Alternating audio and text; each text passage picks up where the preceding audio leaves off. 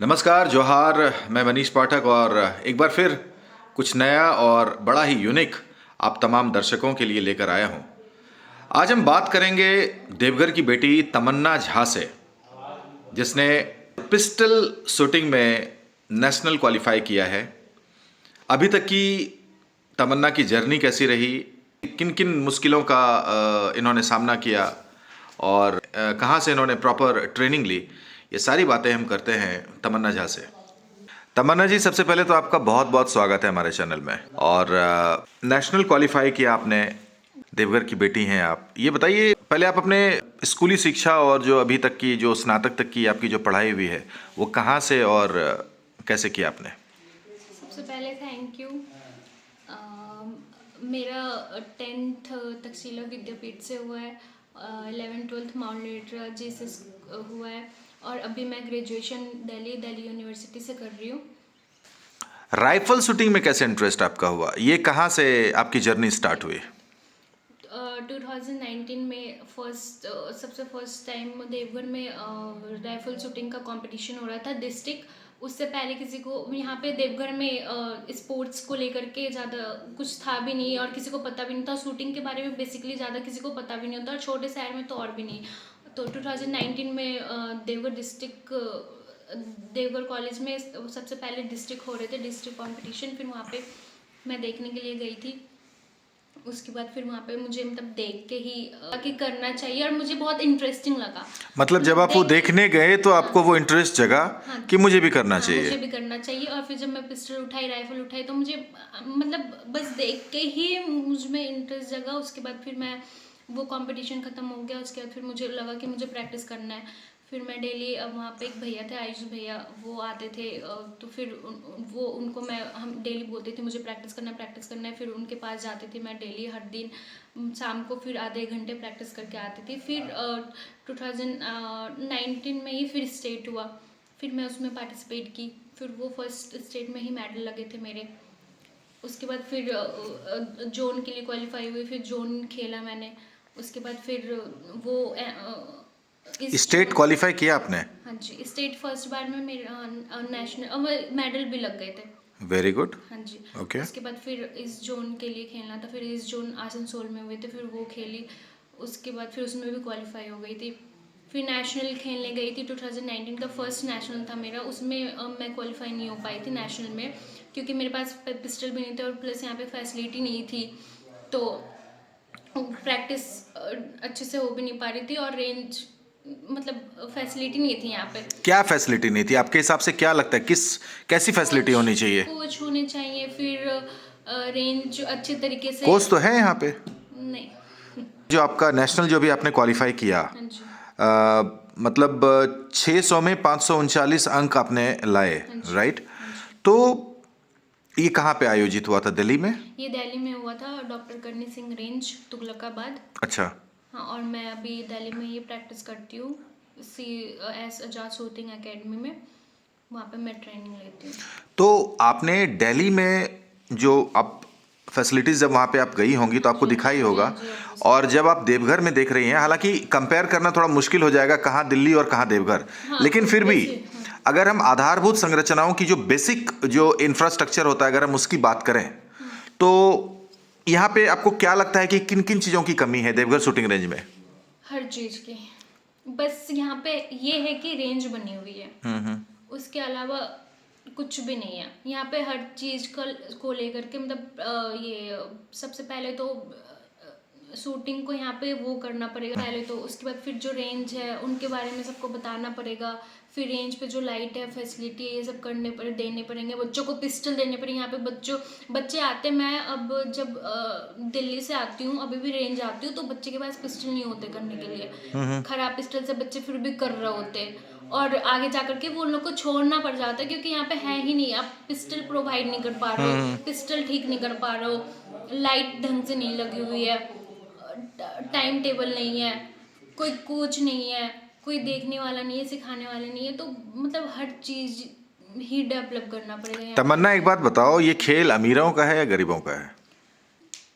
ये क्वेश्चन बहुत बड़ा क्वेश्चन है। ये खेल तो ऐसे अमीर गरीब, अब क्या इसको मैं कैसे, मैं इसलिए बता रहा हूँ, मैं इसलिए है पूछ तो रहा ऐसे हूँ। अमीरों का। तो मेन ये है, ध्येय है वो ये है कि मैं देख रहा हूँ कि आपके पास पिस्टल है। हाँ जी, ठीक है, जरा खोल के दिखाएंगे हमारे दर्शक को। हाँ जी, ये पिस्टल है आपका, हाँ जी, राइट? हाँ जी, अब इस पिस्टल की टच कर सकता हूँ इसको? हाँ जी, हाँ जी, हाँ जी। ये पिस्टल है और इस पिस्टल की अगर मैं बात करूँ तो अच्छी खासी प्राइसेस की होगी, जिसको कि कोई अफोर्ड नहीं कर सकते। अफोर्ड नहीं कर सकते। ठीक है, ट्रेनिंग की बात करें या और भी अगर हम कुछ बात करें तो उसमें भी मतलब इसमें जो एक निम्न मध्यम वर्गीय परिवार के लोग हैं या जो बच्चे हैं जो अपना करियर इसमें बनाना चाहते हैं, उसमें आपको क्या लगता है कि वो अगर इसमें अपना करियर बनाना चाहेंगे तो क्या उनके लिए आसान होगा इसमें करियर बनाना? गवर्नमेंट को भी सपोर्ट करने पड़ेंगे। और अगर बच्चों का पैशन है और अगर लग रहा है कि वो कर सकता है, तो फिर अगर और वो उनके पास पैसे नहीं है तो गवर्नमेंट भी तो सपोर्ट कर सकती है ना। यहाँ पे सपोर्ट नाम का भी तो चीज़ नहीं है, मतलब गवर्नमेंट भी नहीं सपोर्ट कर रहा है और कोई लोग भी नहीं कर रहे हैं। और हैं यहाँ पे बच्चे, जो एक दो बच्चे हैं जो इस वजह से छोड़ चुके हैं, वो कर सकते थे जो पैसों की वजह से नहीं कर पाए। तो वैसे बच्चे भी देखी हूँ मैं यहाँ पे। तो वो मतलब सपोर्ट की भी जरूरत होती है, जो सपोर्ट नहीं मिलता है यहाँ पे। तो राइफल संघ के सचिव हैं, तो इन लोगों के एंड से क्या सपोर्ट मिलता है? अभी फिलहाल तो बस रेंज ही मिले हैं बच्चों को सपोर्ट में। तो शूटिंग के लिए जो ये आर्म्स वगैरह है वो कौन प्रोवाइड करेगा? वो यहाँ के जो सेक्रेटरी हैं, जो तो जिनके वो अंडर है। प्रोवाइड होता है वो चीज़? हाँ, पिस्टल प्रोवाइड होती है, लेकिन अब जैसे कंपटीशन में कोई जा रहा है, आप जैसे कि नेशनल आपने क्वालिफाई किया, तो उसके लिए ये पिस्टल जो है या राइफल जिसमें भी अपना जो करियर बनाना चाहते हैं, तो पिस्टल राइफल खुद का होना मस्ट है? नहीं। नहीं, तो अगर सपोज हम आगे जाते हैं तो वो एक लोग टाइम प्रोवाइड के बाद- करेंगे? एक टाइम के बाद अगर जैसे स्टार्टिंग में बच्चे के पास तो पिस्टल रहती नहीं है, तो वो सबसे पहले तो रेंज वाले प्रोवाइड करेंगे। तो बच्चे वहां से फिर प्रैक्टिस करना स्टार्ट करते हैं। फिर जब उनको लगता है कि अब पिस्टल की जरूरत है ज़्यादा, क्योंकि अगर रेंज पे 10 बच्चे आ रहे हैं जिनके पास पिस्टल नहीं है, तो सभी एक के साथ शेयर कर रहे हैं। तो वो शेयर करने के बाद भी मतलब रिजल्ट कहीं ना कहीं कमी होता है, क्योंकि पिस्टल में चेंजेस होती है अपने सब बच्चों के, मतलब जो मैं खेल रही हूँ तो मेरे हिसाब से ट्रिगर को सेट करना पड़ता, ग्रिप को सेट करना पड़ता। तो सब बच्चों का अपना अपना बॉडी पोस्चर है, सब कुछ है, तो सबके हिसाब सब चेंज होते रहती है। तो एक टाइम के बाद तो चाहिए ही होती है पिस्टल, अगर आप उस लेवल तक पहुंच गए हो, तो अगर आपको लग रहा है कि आप कर रहे हो तो। क्या है नॉर्मली ये जो पिस्टल आपका है, इसका क्या प्राइस होगा? 2.5 लाख, मतलब 2 से 2.5 लाख के बीच। 2 से 2.5 लाख का ये पिस्टल है? स्टार्टिंग ये मेरी पिस्टल जो है वो 2.15 के आसपास की है। अच्छा, और अच्छा। नॉर्मल पिस्टल मतलब और जो इससे नीचे कैटेगरी की पिस्टल है वो 1.5 में भी आ जाती, 2 में भी आ जाते। जो सबसे पहला पिस्टल मेरे पास था वो इंडियन पिस्टल थी, वो मैंने लिया था 35,000 में। उससे मैंने फर्स्ट नेशनल खेला था। मतलब उस पिस्टल से लोग, मतलब मुझे पता नहीं था, पहले बार तो पिस्टल का कोई आइडिया नहीं था, और मुझे उसके अलावा मुझे लगा भी नहीं था कि उससे हाई कोई पिस्टल भी होता है। और मैं सबसे लोएस्ट प्राइस वाली पिस्टल से की हूँ। क्या लगता है आपको फैमिली सपोर्ट कितना मिला है इसके लिए? बहुत ज़्यादा। अब क्या आप मेरी बताना चाहेंगे, जैसे कि आप सपोज 2019 में आप गए, हाँ जी, 2019 में जाके आपको लगा कि मतलब ये खेल मुझे खेलना चाहिए? स्टार्टिंग में तो नहीं मिला था मुझे। स्टार्टिंग में तो मना ही कर रहे थे मम्मी पापा। उसके बाद मैं 1-2 महीने तो ऐसे जा करके प्रैक्टिस की थी। उस टाइम तो कोई सपोर्ट नहीं था। उस टाइम पापा भी मना कर रहे थे कि नहीं खेलना है, बट वो मेरा जिद था कि मुझे खेलना है। उसके बाद फिर रांची में कोई मैच है तो वहाँ पे पापा ही लेकर के गए थे। उसके बाद फिर मैच हुए थे, फिर उसमें एक मेडल आया था, तो फिर वहाँ से सपोर्ट मिलना स्टार्ट हुआ मुझे। उसके बाद जब फर्स्ट नेशनल नहीं हो पाया था, फिर मैंने जिद करा था कि मुझे बाहर जाके प्रैक्टिस करना है। तब जा करके फिर पेरेंट्स, फिर पापा माने, फिर मैं दिल्ली प्रोफेशनली शूटिंग के लिए गई हूँ। चलिए, मुझे कुछ लाइव दिखाइए आप, लाइव इन द सेंस कि जो बच्चे नेशनल क्वालिफाई नहीं कर पा रहे हैं या स्टेट क्वालिफाई नहीं कर पा रहे हैं, उनको बेसिकली अगर वो पिस्टल में उनकी रुचि है, तो क्या क्या चीज़ें विशेष ध्यान फायरिंग के टाइम पे क्या क्या ऐसी चीज़ें हैं जिस पे कि उनको फोकस करना चाहिए? ठीक है। अभी आप देख सकते हैं तमन्ना एक नॉर्मल जब शूटिंग के उसमें जाती है तो जो एक ड्रेसअप होना चाहिए, जो भी एक तरीका होना चाहिए उस तरीके में है। क्योंकि तमन्ना से मैंने रिक्वेस्ट किया था कि वो जो बच्चे अपना करियर बनाना चाहते हैं, जो भी अपना इस क्षेत्र में करियर बनाना चाहते हैं पिस्टल में, क्योंकि पिस्टल में एक्सपर्टीज़ है इनके पास और इसने तमन्ना ने नेशनल क्वालिफाई किया है, तो ये कुछ टिप्स बताएंगी आप सबों को कि अगर आप क्वालिफाई नहीं कर पा रहे हैं तो क्या कमी है और किन किन चीज़ों पे आपको ध्यान देनी चाहिए। जी तमन्ना। सबसे पहले तो मैं बेसिक्स बताना चाहूँगी। शूटिंग में सबसे पहले 5 बेसिक्स होते हैं। ब्रीदिंग, आप जब भी स्टांस पे आओ, जब भी आप अपने लाइन पे फायरिंग करने के लिए आते हो तो सबसे पहले आप स्टांस बनाओ। ब्रीदिंग स्टांस, फिर आती है आपकी ग्रिप, फिर आती है ट्रिगर, फिर आते हैं फॉलो थ्रू। तो सबसे पहले तो ये 5 बेसिक्स हैं शूटिंग ठीक है। के। उसके बाद फिर मैं अब करके दिखाती मैं पोस्चर पूरा आपको दिखा देता हूँ। आप देखिए क्या इनका खड़े रहने का क्या स्टाइल है, और जब वो हाथ में पिस्टल लेती हैं तो उसका क्या स्टाइल है। ये सारी चीज़ें अगर आप फॉलो करेंगे तो surely you will crack the national. Yes please Tamanna, go ahead. अब मैं स्टेप बाय स्टेप बताती हूँ। सबसे पहले तो आप स्टांस बनाओ अपना, ठीक है। आप जब फायरिंग लाइन पे आ गए तो सबसे पहले स्टांस देखना है आपको कि आपके जो पाँव हैं दोनों इक्वल वेट पे है या नहीं। ओके। और अपने वेट अपने शोल्डर के अपार्ट है या नहीं। सबसे पहले अपने स्टांस को देखना होता है और इक्वल वेट देने होते हैं। ठीक है। ये सबसे पहला स्टेप है। उसके बाद फिर ब्रीदिंग करना होता है। फिर अपने आप को रिलीव करने के लिए, अपने सांस को कंट्रोल करने के लिए फिर ब्रीद करना होता है।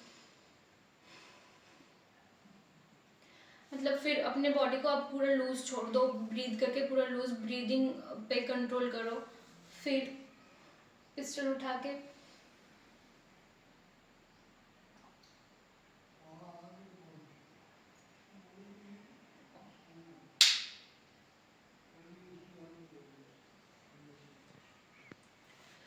फिर पिस्टल को ऊपर ले जाके ब्रीद के साथ फिर ऊपर होल्ड करके फिर ब्रीद को छोड़ना होता है। उसके बाद फिर धीरे धीरे 4 साइड पे फोकस करते हुए ट्रिगर को कंटिन्यूस चलाते हुए लेकर के फिर एमिंग एरिया में आकर के होल्ड करके फिर शॉट फायर करने होते हैं। तो अभी हमने देखा कि मुझे एक चीज़ मैंने नोटिस किया कि जब अपने शॉट फायर किया तो शॉट फायर करने के इमीडिएट बाद अपने हाथ नीचे नहीं किया। हाँ, वो फॉलो थ्रू बोलते हैं, वो अच्छा। सबसे मस्ट होती है। ओके। उसमें आपको पता चलता है कि आपका हाथ स्टेबल था या नहीं, आपके फोकस थे या नहीं। ओके। और आपके शॉट सही जगह पे लगे या नहीं। तो मतलब वो फायर शॉट, मतलब शॉट फायर करने के बाद इमीडिएट हाथ झटके से नीचे नहीं करना है। उसको फॉलो थ्रू बोलते हैं। ओके। शॉट चलाने के बाद आपको 2-3 सेकेंड वहाँ पे वेट करना होता है ताकि आप रिकॉल कर पाओ कि मैं सही जगह पे थी या नहीं, मेरा फोकस था या नहीं, या मेरा शॉट सही जगह पे लगे या नहीं। Very good, thank you so much. आइए कुछ और बात करते हैं।